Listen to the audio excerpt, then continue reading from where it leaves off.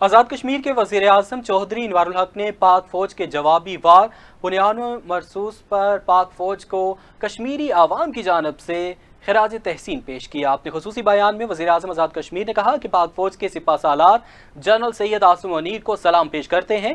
पाक फ़ौज के सरबराह ने अपना कौल सच कर दिखाया। कश्मीर पर 3 जंगें लड़ी हैं, 7 और लड़ेंगे। पाक फ़ौज ने बेगुनाह शहरियों की शहादत बदला ले लिया। उन्होंने कहा कि पाक फ़ौज की महारत ने दुनिया को हैरान कर दिया।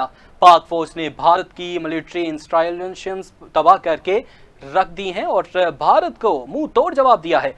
बुनियानुल मरसूस ने दुश्मन पर पाक फ़ौज की हैबतदारी कर दी है। वज़ीर आज़म ने कहा कि पाक फ़ौज ने सिर्फ भारत के मिलिट्री अहदाफ को निशाना बनाया।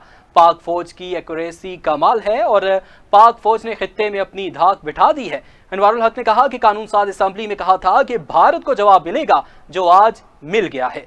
वज़ीर आज़म ने कहा कि पाकिस्तान का हिंदुस्तान को दिन की रोशनी में दंदान शिकन जवाब हिंदुस्तान को हमेशा याद रहेगा।